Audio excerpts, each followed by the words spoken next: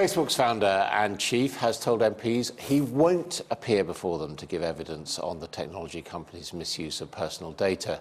The chair of the Culture Committee, the Conservative MP Damien Collins, said this morning that it would have been possible for Mark Zuckerberg to speak via a video link. We believe, given the serious nature of the allegations that have been made around the access and use of Facebook user data, that it is appropriate that Mark Zuckerberg should give evidence to the committee.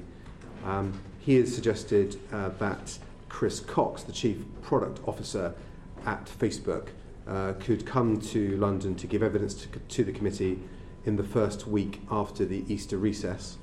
So we'll be very happy to invite Mr. Cox to give evidence. However, we would still like to hear from Mr. Zuckerberg as well. Yes, Adam, at the committee a little earlier they said that Facebook's head man, Mark Zuckerberg, would not have declined down that invitation, but they were offering up two of his very close executives. Here's what Facebook said to the committee responding to the request for Mark Zuckerberg to appear. They said Facebook fully recognises the level of public and parliamentary interest in these issues and support your belief that these issues must be addressed at the most senior levels of the company by those in an authoritative position to answer your questions. That's when they said that they were going to be offering up Mark Schropfer or Chris Cox, who we now understand will be appearing after recess. He's the Chief Product Officer for Facebook.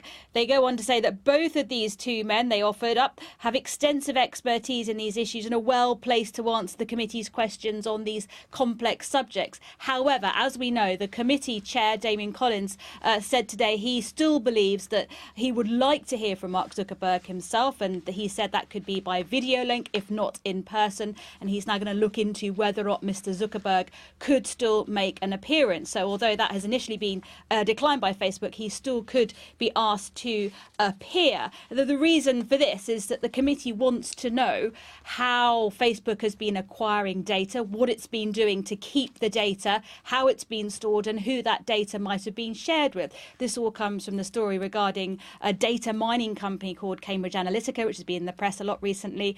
A former staff member of that company is appearing as I speak in front of the committee, answering questions about the company and its role in acquiring data. This whistleblower is saying that the company clearly did share or get hold of the data from Facebook, and then it was used to influence political campaigns, in particular the Trump campaign.